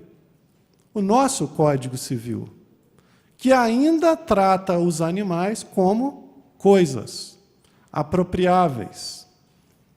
Agora há um projeto, vai ter um slide aí depois, mas já antecipo, para tratá-los como bens, que está para a aprovação do presidente Temer. No sentido, o que ganharia com isso? Muito pouco. Bens traria a visão de que não seriam meramente apropriáveis, não seriam meramente uma exploração econômica, mas quem está se opondo à aprovação desse projeto? A bancada ruralista no Congresso. Depois nós vamos ver um outro projeto melhor, mas vamos em frente, Edmilson, por favor. O resultado do antropocentrismo é isso, Cubatão. Crianças nascendo sem cérebro, com anencefalia, como efeitos de poluição. Vamos, Edmilson? Mas nós somos meio tolos e arrogantes, sendo antropocêntricos. E aí está a tirinha do Calvin, dizendo que ele que dominava as plantinhas e fazia com elas o que queria acontecer, que elas dependiam deles. Isso aí cai uma chuva e elas crescem. Nós vamos embora, a natureza, se Deus quiser, vai continuar. Por mais que nós tentemos, ela vai se recuperar. Nós não podemos ser tão arrogantes, Edmilson, por favor, achando que nós vamos poder controlar do jeito que nós queremos a natureza. Na verdade, nós estamos apenas danificando-a e sentindo os efeitos negativos a médio e longo prazo. Tudo isso revela uma postura ambígua, e agora entrando com os animais. A gente tem muito, não é? Esse cara é muito burro. Esse aí é um porco. Esse aí é tão inteligente, o Rui Barbosa, que ele é a águia de Aia. A gente tem uma relação conflituosa com os animais. A gente tenta transferir características dos animais, forte como um cavalo, para os seres humanos. Nós temos o vereador aqui, Pardal, não é? Nós tentamos alguma característica de algum animal foi transferida para ele. Ao mesmo tempo que a gente faz essas comparações, e na Idade Média, vocês estão vendo, chegou a ser venerado um santo, o São Guinefort, era um cachorro que tinha salvado uma criança atacada por uma serpente, lutou com a serpente, só que a serpente o pica, o cachorro morre, o dono do cão e pai da criança entra, vê aquela cena, o cachorro ensanguentado, lutou com a serpente, acha que machucou a criança, mata o cachorro. E aí depois a criança explica, com a sua dificuldade, que na verdade ele tinha salvado. O cachorro passa a ser venerado. Virou o São Guinefort. Depois a gente também tenta atribuir características aos seres humanos, demonstrando que a gente está confuso na nossa relação com eles. Próximo, Edmilson.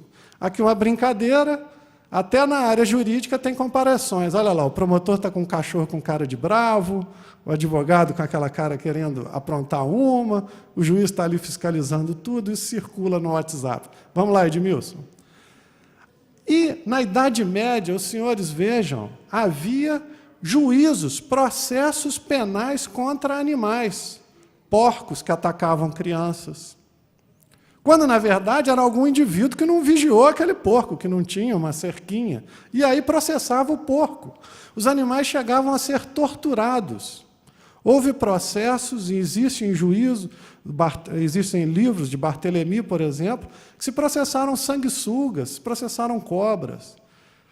E na Bíblia nós temos um exemplo, esse é um filme que está no slide, o Colin Firth, um ator famoso, ele era o advogado que defendeu a porca. Vamos ao próximo. No livro do Êxodo também tem isso. Está aí o capítulo e os versículos, que se um boi chifrasse alguém, o boi teria que ser apedrejado.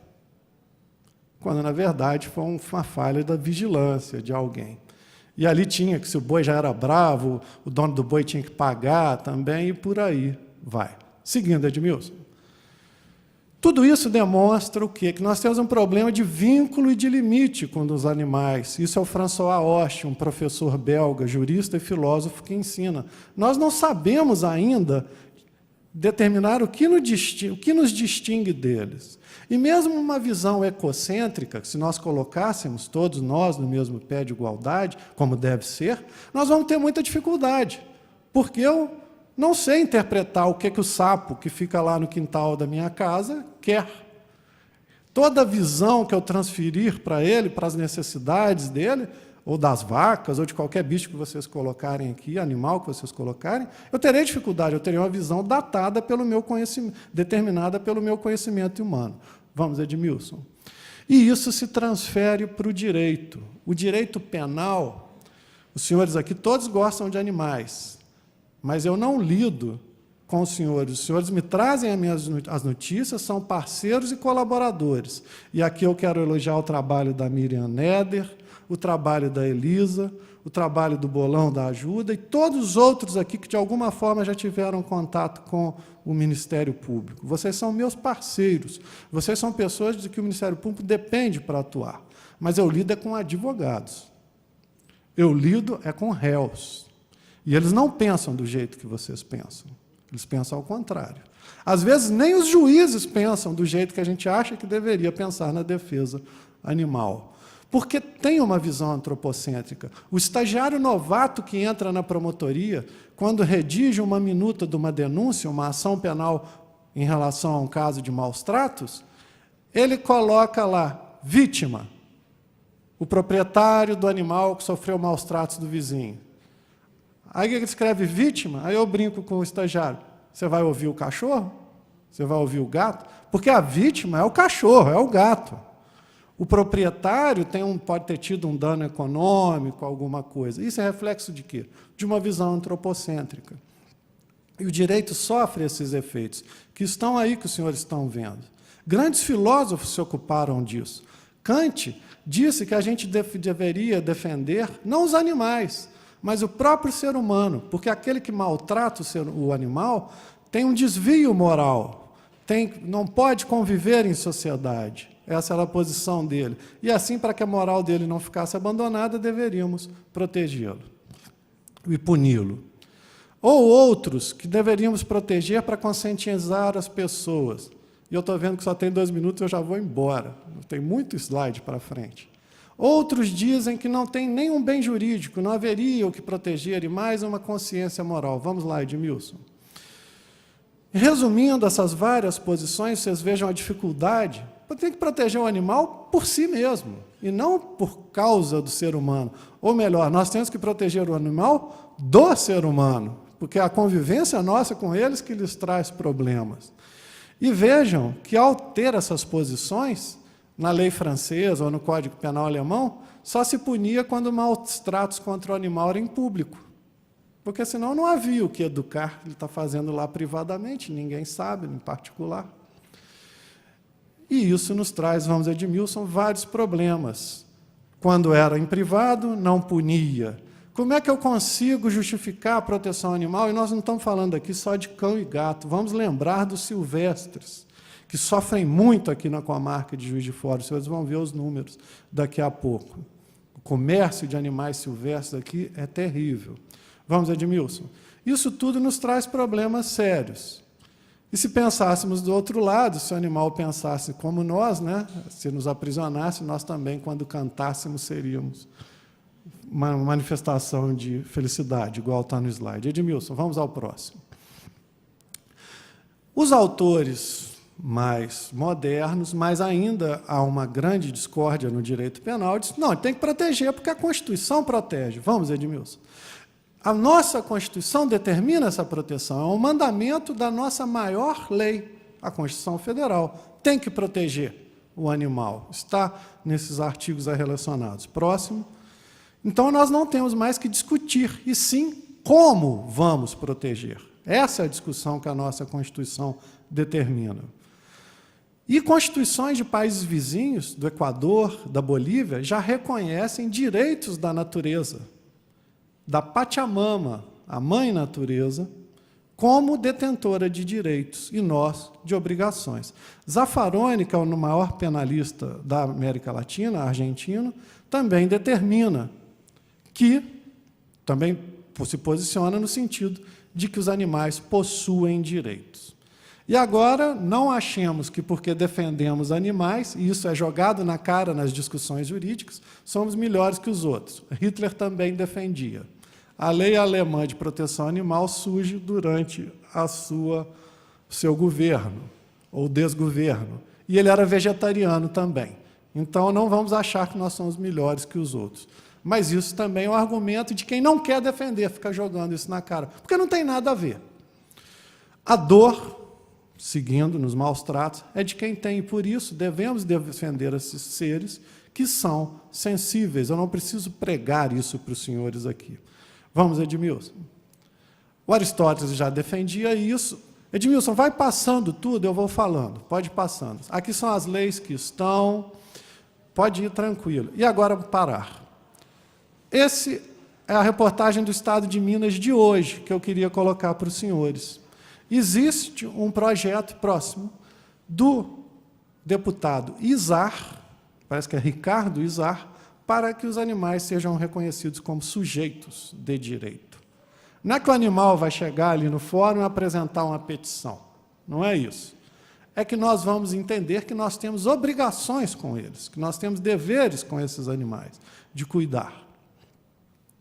E quem está fazendo a maior pressão contrária àquilo que eu já disse aos senhores, está ali no finalzinho, ali, se der para ler, é a bancada rural. Contrária ao simples reconhecimento como bens. A bancada rural quer excluir dessa aprovação pelo presidente Temer os animais utilizados nas fazendas, objeto da palestra da professora Aline, porque eles defendem a continuidade da visão dos animais como máquinas que Descartes, nós colocamos aqui na sua visão antropocêntrica, já preconizava. Senhores, vejam que parecia que eu estava falando coisas etéreas, abstratas. Não, é uma discussão que a gente ainda tem até hoje. Vamos ao próximo. Nos outros países, Portugal, na França, já há esse reconhecimento dos animais como sujeitos de direito. Próximo. E agora, então, penalmente, nós aqui, no nosso dia a dia, vocês testemunharam um crime, tragam ao conhecimento ou da Polícia Ambiental ou do Ministério Público. Nós temos a nossa ouvidoria na nossa página, maus tratos animais, o que for.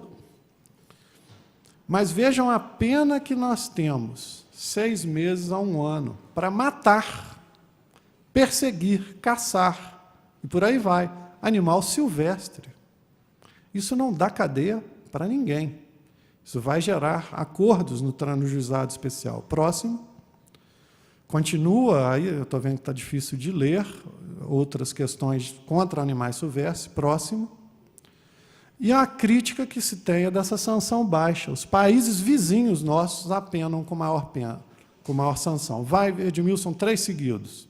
Temos uma rede latino-americana de Ministério Público Ambiental que demonstra, se os senhores quiserem ir, mpambiental.org. Lá vai ter as leis dos outros países. E os maus tratos que a gente vê cotidianamente aqui em Juiz de Fora, os senhores vão ver os números. 3 meses a 1 ano. Isso continua permitindo a transação penal, que é para a pena máxima de 2 anos. Vai pagar uma quantia que vai ser destinada a uma entidade ambiental, a prestar serviço à comunidade. Para piorar a nossa argumentação, os maus tratos a seres humanos têm uma pena ainda menor, o que dificulta o discurso dos defensores da causa animal. Pô, você está aí preocupando com o animal? Aqui, ó, ser humano ainda menos. Vamos ao próximo.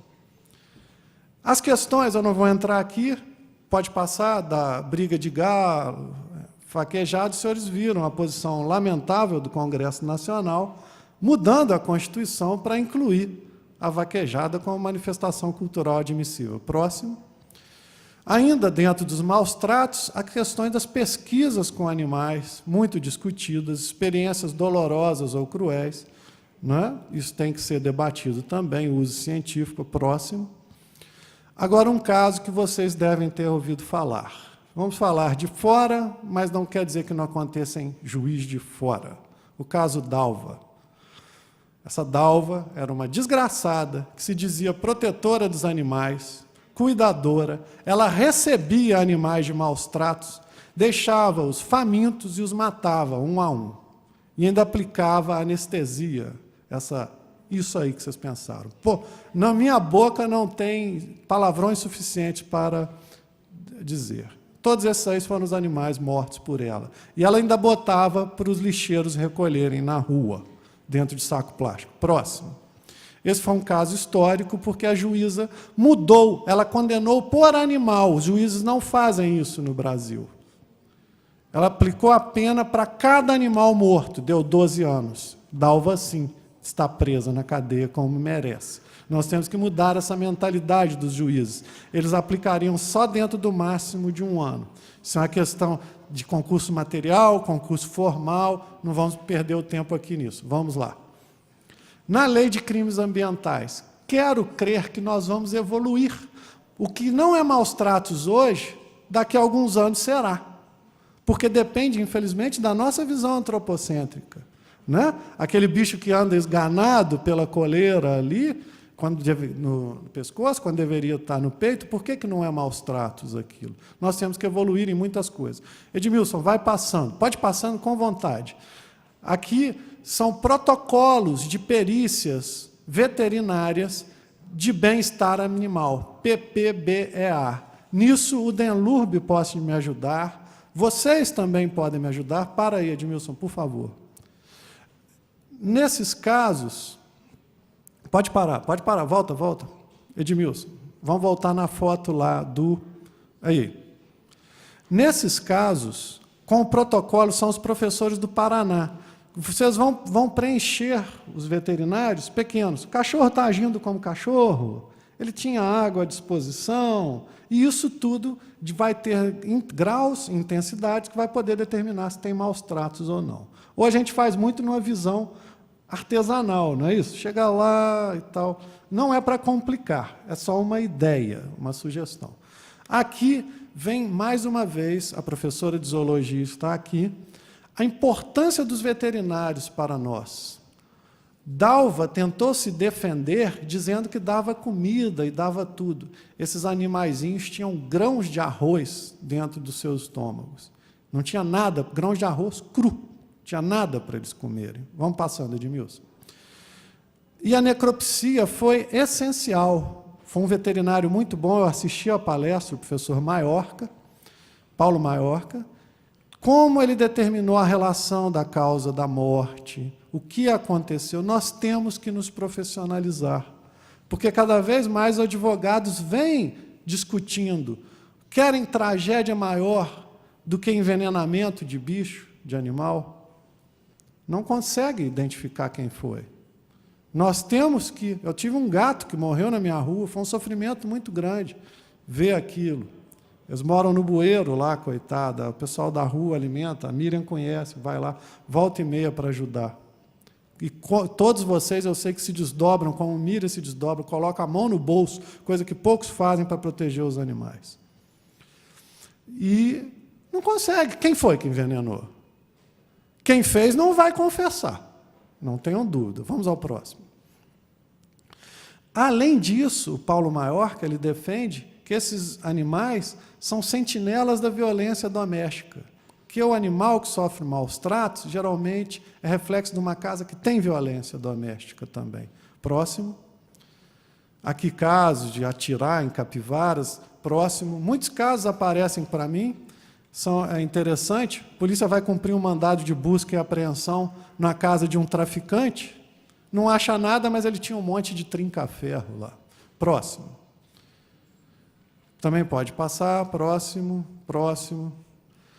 Aí os senhores vejam nossos problemas na aplicação da lei. São tipos penais, crimes com pouca sanção. Há um autor alemão próximo que brinca que até um direito penal fanfarrão próximo, porque não aplica, não leva ninguém para a cadeia, leva um descrédito nisso. E nos juizados especiais, o que é pior ainda, em muitos lugares aqui acontecia isso, davam a cesta básica, nem destinação ambiental para o dinheiro dava, que era o fim da picada. Vamos ao próximo. O nosso Código Penal está sendo revisto, existe um projeto que aumenta todas as penas de crimes contra a fauna. E olhem que interessante, e peço aos senhores que apoiem e pressionem os políticos que os senhores conhecerem para que o aprovem. Prevém o crime de omissão de socorro a animais, que nós não temos hoje. Prevém o crime de transporte inadequado de animais. Nós não temos hoje. Eu tenho que jogar para os maus tratos.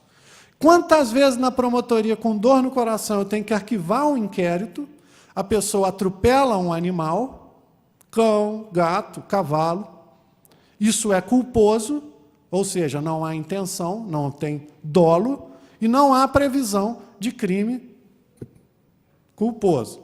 Tudo bem. Mas ele vê aquilo tudo e não socorre, não faz nada. Eu não tenho o crime, a previsão do crime de omissão de socorro, eu tenho que arquivar.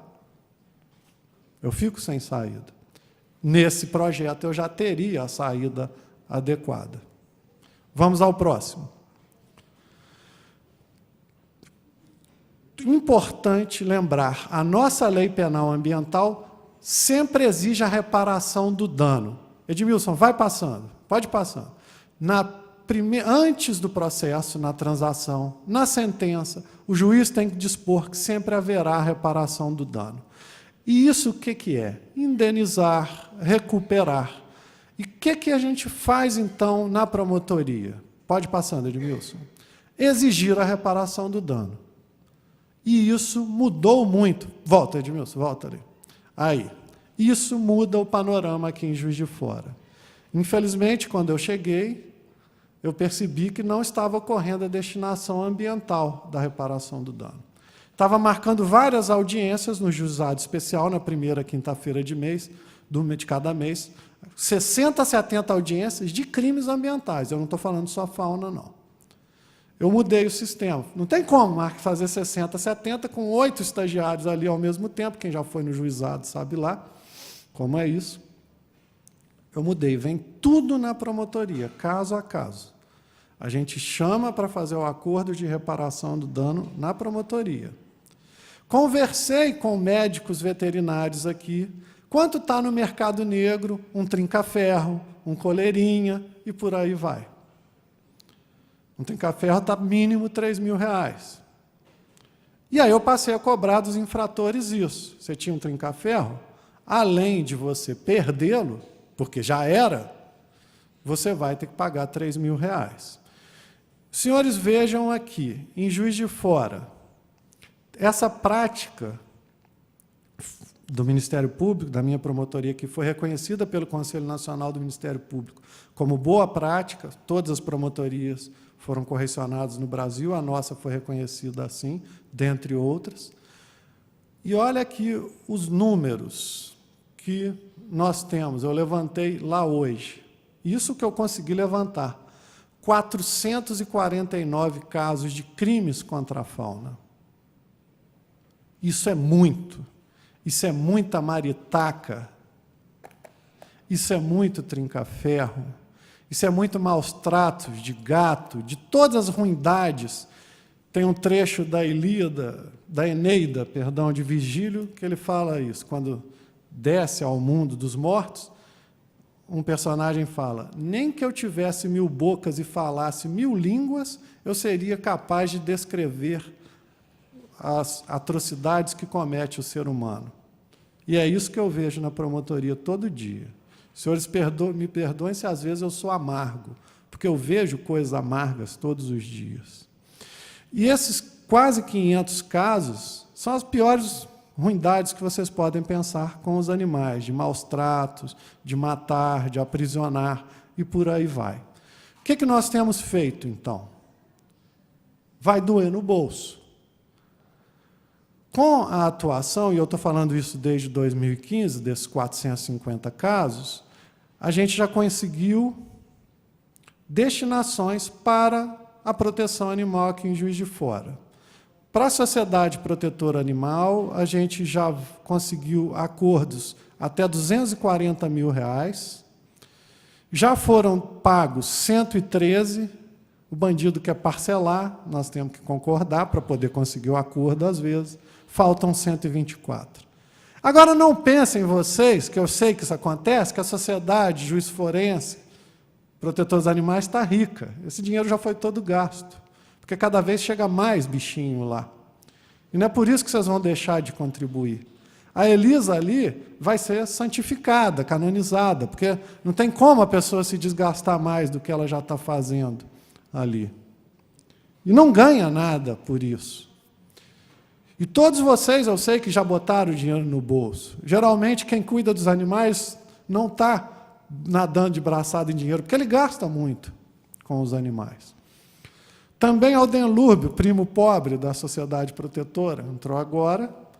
A gente já conseguiu acordos de 36 mil, já foram 1.500, a Miriam me deu a notícia, na verdade, já entrou mais um pouquinho. Mas eu vou tirar cada vez mais. E os senhores não sabem como o pau quebra na promotoria, porque ninguém quer pagar nada, ele senta lá dizendo que não vai fazer nada, mas ele é convencido a pagar. E nós vamos fazer muita coisa ainda aqui pelos animais em Juiz de Fora. Com a parceria de vocês e com a boa estrutura que nós temos aqui na nossa cidade, nós vamos fazer muita coisa.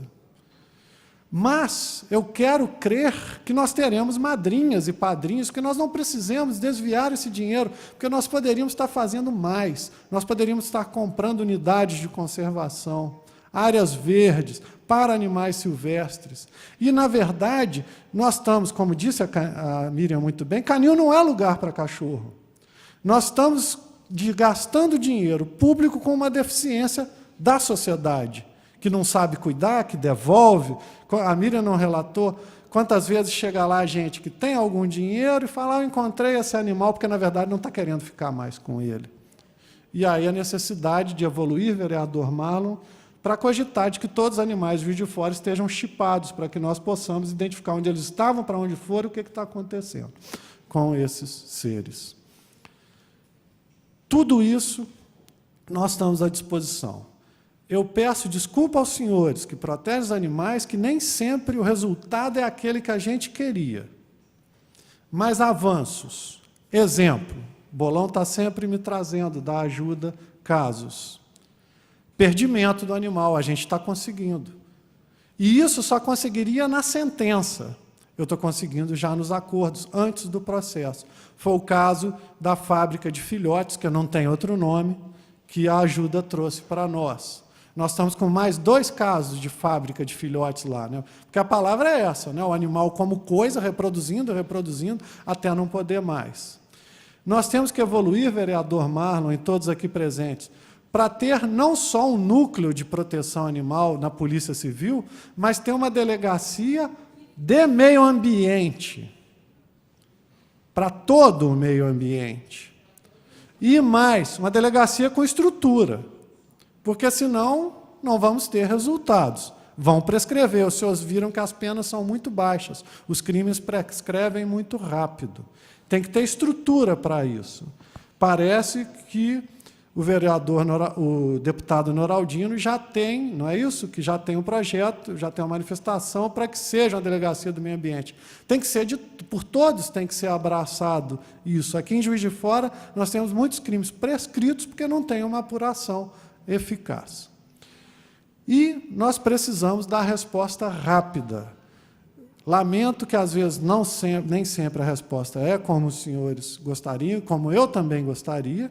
Temos essas dificuldades que eu coloquei aqui para os senhores, mas os senhores que não pensem que falta de esforço não é. O esforço é muito grande. E quanto mais eu puder, mais nós vamos bater nesse sentido, dentro dos mecanismos legais. Edmilson, já estamos dando sono em todo mundo, isso aí eu tirei no ponto de ônibus em Galápagos, olha que legal essa foto. Ficam os leões marinhos lá sentados, esperando o ônibus. Vamos à próxima. Muito do que eu falei está no livro que eu escrevi, e, se os senhores quiserem, gratuitamente está ali. Tem uma revista do Ministério Público só sobre crimes contra a fauna na nossa página mpmg.mp.br. Aí os senhores vão lá no ícone MPMG Jurídico, tem toda uma edição com entrevista do Peter Singer para nós sobre a fauna. Ele se dignou a dar uns minutinhos, ele que é um grande defensor da causa animal.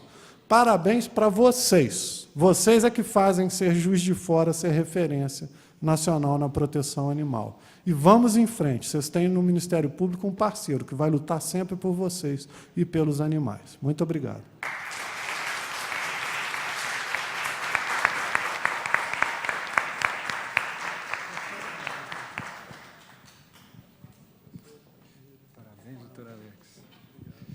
Bom, pessoal, quando eu digo que Juiz de Fora, né, está na frente na proteção animal do nosso país, a começar pelo nosso promotor, né?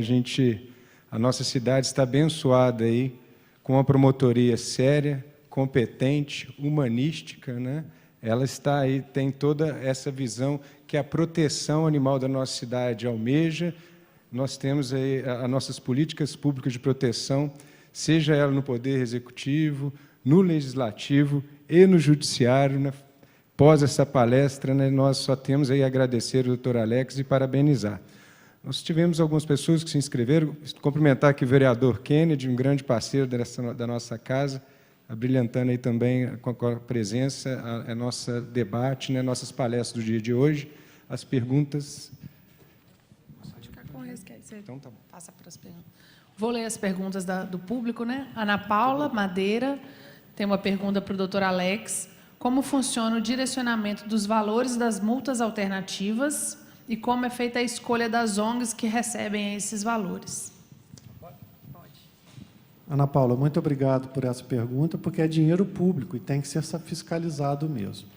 Como eu tinha pouco tempo de Juiz de Fora, nós já, e isso foi explicado também para o Conselho Nacional do Ministério Público, nós lidamos com as ONGs que já estavam estruturadas aqui na nossa comarca, especialmente com a ARPA, Associação Regional de Proteção Ambiental, para equipar a Polícia Militar do Meio Ambiente, que enfrenta grandes dificuldades e é grande parceira na fiscalização das infrações ambientais. Ela é que mais recebe aqui em Juiz de Fora. Também tem recebido, os bombeiros receberam um ajustamento de conduta recente, R$300 mil, com equipamento que vai ajudar no socorro aqui à noite, que não tinha iluminação para os bombeiros, uma torre móvel. Temos ajudado a Sociedade Forense Protetora dos Animais, que, por seu turno, ajuda outros. A Elisa faz o contato, ajuda outros que apresentam demandas. Também a AMA JF, que eu estou lembrando aqui, e o Exército, lá no Centro de Instrução, tem uma área verde enorme, mas a ideia é mais. Nós temos destinado também para a Secretaria de Meio Ambiente prestações de serviço e para a Secretaria de Atividades Urbanas, que nós temos muitos problemas aqui de poluição sonora, decibelímetros e outras coisas. Eu quero fazer cada vez mais. Se, Ana Paula, você tem uma ONG com um projeto consistente, ou tem conhecimento de alguma coisa, apresente esse projeto no Ministério Público. Nós vamos avaliar e ver a possibilidade de dar a destinação. Mas lembrem, o dinheiro vai, mas tem que ter prestação de contas. E bem feita, porque senão a torneira fecha. E pior que a torneira fechar é ser processado depois, se utilizar mal esse dinheiro. É dinheiro público que nós estamos falando, né? E foi importante também que nós conseguimos mudar a consciência dos juízes aqui, no juizado especial e nos outros lugares. Esses dinheiros de meio ambiente, de infrações ambientais, estavam indo para outras entidades que não tinham nada a ver com a proteção do meio ambiente, que nós respeitamos, são importantes, idosos, adolescentes e tal, mas a infração é ambiental, o dinheiro ambiental é do meio ambiente, cada um no seu quadrado. Obrigada, doutor. Na verdade, a Aline, ela não está, Ana Paula, ela já não está aqui, ela justificou que teria que sair mais cedo um pouquinho, mas podia ser a dúvida de outras pessoas. A próxima pergunta é para a professora Aline. A Efigênia está perguntando: essas mudanças para o bem-estar animal são uma realidade em alguma localidade no Brasil? Há alguma experiência conhecida? Sim, com certeza. Quem fez a pergunta? Obrigada pelo seu questionamento. Sim, com certeza existem já várias empresas trabalhando e implementando esses modelos diferentes de produção.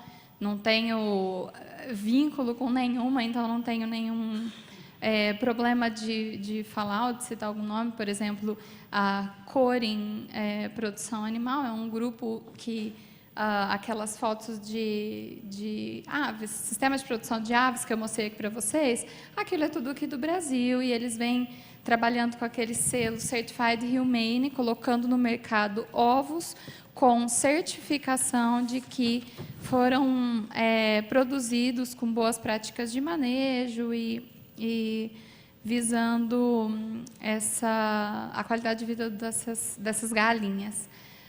Em todas as cadeias produtivas, a gente tem bons exemplos. Eu venho trabalhando nos últimos 10 anos, desde a minha pós-graduação, e agora profissionalmente, mas com a cadeia produtiva bovina, com essa questão das boas práticas. A gente tem assim algumas dezenas já de grupos conscientes com essa questão, buscando se informar, buscando levar para as suas fazendas ou para outros estabelecimentos capacitação em boas práticas de manejo. Tá? Então, assim, eu não sei se eu consegui tocá-los quanto ao número da nossa produção animal. Nossa produção animal é gigante. A gente não consegue ainda que essa aplicação das boas práticas seja algo generalizado, mas tem muito boas iniciativas, sim, no nosso país, e a gente caminha para que isso aumente cada vez mais. Próxima pergunta vai para o doutor Alex novamente. O que o Ministério Público tem feito e o que pode fazer para estreitar ainda mais a relação de proteção dos animais com as entidades e o poder público? É a pergunta do Wanderson. Essa é a pergunta parceira, porque abre uma nova palestra, né? Mas eu acredito que a gente já deu alguns indicativos disso. Os senhores podem se comunicar conosco pela ouvidoria, mpmg.mp.br, tem um ícone da ouvidoria, podem até mesmo fazer denúncias anônimas, às vezes é um vizinho agressivo, perigoso, de algum fato que ele esteja causando cometendo algum crime contra os animais ou uma infração ambiental de qualquer natureza, podem fazer o relato ali. Também, tudo que é levado à Polícia Militar do Meio Ambiente ou Polícia Civil desaguará no Ministério Público, eles têm que nos repassar qualquer infração que tenham conhecimento. Nós temos recebido constantemente as ONGs que nos procuram, foram aqui mencionadas, e qualquer um que tiver qualquer ideia pode nos procurar. Às vezes teremos dificuldade de agenda, porque é um promotor só de meio ambiente, e habitação e urbanismo aqui também é meu. Nós temos muitos loteamentos ilegais aqui em Juiz de Fora. Mas, como eu acho que eu já abordei esse tema na palestra, queria aproveitar a presença do vereador Marlon, do vereador Kennedy, e dentro da palestra da professora Aline, quem sabe nós poderíamos cogitar, não de reprimir, não de outras coisas, mas estimular a produção livre, cage-free, né, livre daquele sistema, que a Comissão de Proteção Animal da nossa Casa Legislativa cogite de estimular a criação de um selo para os produtos de origem animal da nossa região tenham esse selo e que nós, consumidores estimulados, compremos sabendo aquilo ali. E já dentro de um Código Consumidor que exige, pela Lei 8.078, uma informação clara e precisa. Nós vamos ter informação que é cage-free, que é livre da jaula aquele animal, que ele teve um mínimo de uma vida agradável. Está aqui uma semente, quem sabe a professora Aline traz essa ideia, e eu estou dando um empurrãozinho aqui. Bom, aproveitando esse gancho também, estava dentro de um escopo nosso de perguntas, né, mas para a professora Aline, com relação à certificação, se a senhora comentou, só me peço perdão porque passou desapercebido por nós. Já há no Brasil, em algum estado, empresas, né, enfim, associações que certificam, né, estabelecimentos e que fazem assim, essa proteína animal tendo cuidado, tendo zelo. Qual estado, né, se existe alguma lei que regula, até mesmo para que a gente possa trazer para cá? Com certeza, o esquema de certificação é algo que é voluntário, as certificações são fechadas, então é mediante o interesse do produtor em comercializar produtos com esse diferencial. Então, não existem, por exemplo, leis em níveis estaduais ou federais que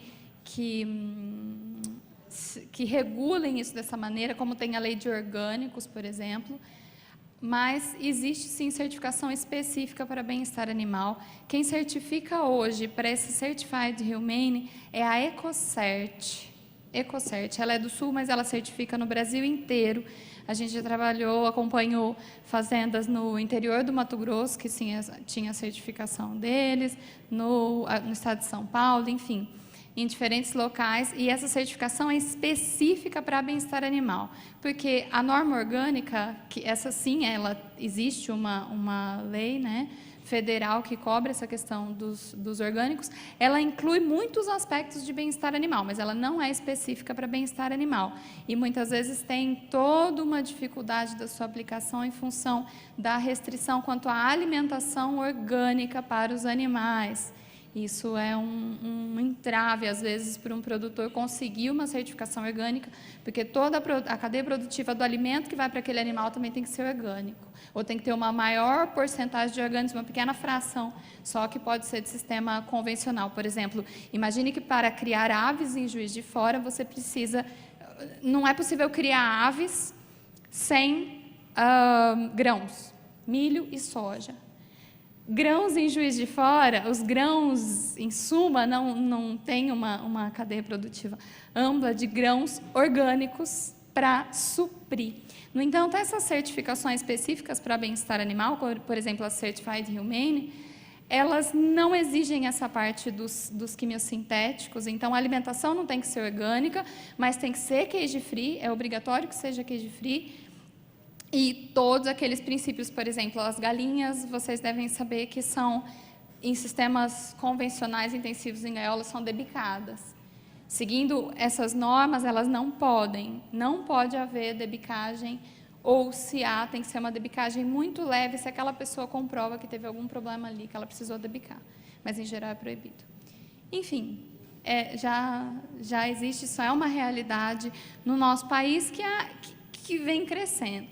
Principalmente, curiosamente, a disponibilidade desses produtos são maiores em grandes centros, que é onde é direcionado, porque lá estão os consumidores mais interessados ou preocupados, conscientes quanto a isso. Mas...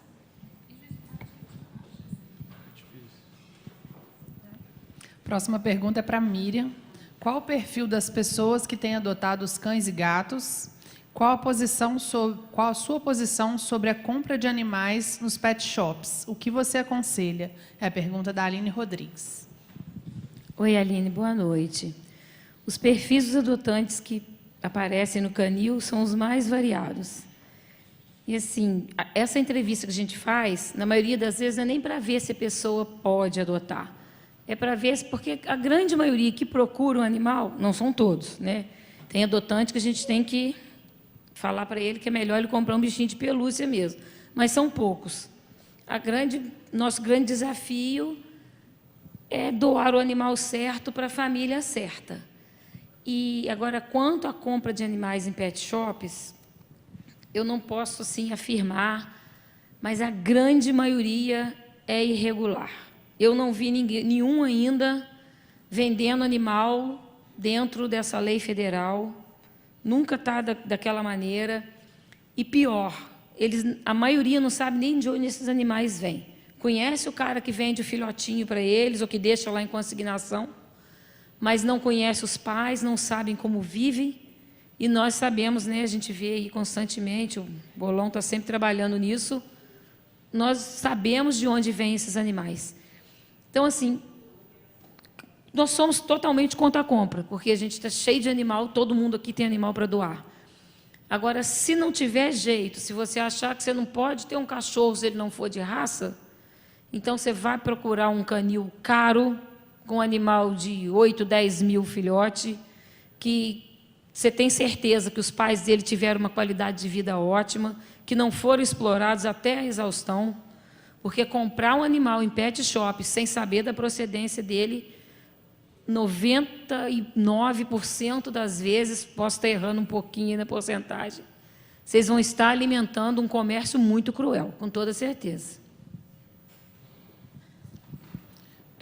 Miriam, a próxima pergunta é também para você, do Caio Trivelato.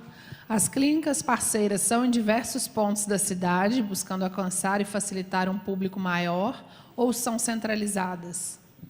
Então, nós temos o processo, ele é feito através de chamada pública, né? Dessa vez é divulgado no site do Denlurb, na página da prefeitura. Não sei, no site do Denlurb eu sei que foi, porque foi onde eu vi.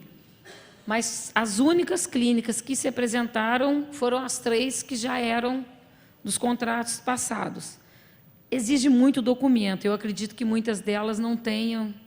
E como essas 3 já tinham o contrato com a gente, tem que manter aquela documentação toda em dia, eu acho que para ela é mais fácil. Teve mais 2 clínicas que falou que apresentariam, mas que no dia não se apresentaram.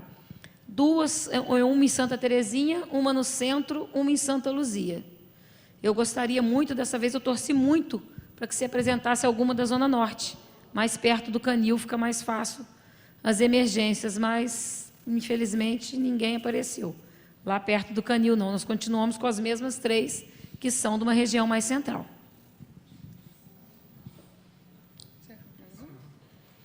Então, em nome da Câmara, encerramos as perguntas. Em nome da Câmara e da Comissão de Proteção Animal da Câmara, gostaria de agradecer novamente os palestrantes, professora Aline, a Miriam, doutor Alex, agradecer a presença do vereador Kennedy, parabenizar o vereador Marlon com a organização da semana e dizer que amanhã tem blitz de proteção animal, de 15 às 19 horas, a concentração vai ser aqui na frente da Câmara, no Parque Alfield. Na sexta-feira, de 15 às 17, aqui na Câmara, tem uma atividade de educação ambiental, contação de histórias e ações pedagógicas para as escolas. E no sábado, de 10 às 14, também aqui no Parque Alfield, vai ter a feira de adoção responsável de animais do Canil Municipal, em parceria com o Denlurb. Bom, gente, primeiramente gostaria de agradecer a presença de todos, como plagiando aqui o doutor Alex, né? Se há algum avanço na causa animal do nosso município, esse avanço são vocês, nós somos um meio, né, das ideias, das políticas públicas que vocês sugerem para nós. Nós somos um instrumento, temos aqui a obrigação de escutá-los, temos aqui o dever de levar adiante toda aquela política pública de proteção animal que nos cabe. Agradeço a presença de todos, muito obrigado mesmo. Foi plantada uma semente, essa foi a primeira semana de proteção animal do nosso município. Houveram falhas, a gente ainda tem, né, conforme a programação ainda continua, mas a gente espera que nos próximos anos haja o engajamento de todos, com sugestões, dando ele as ideias para que a gente possa avançar cada vez mais. Agradeço a todos e tenham uma boa noite.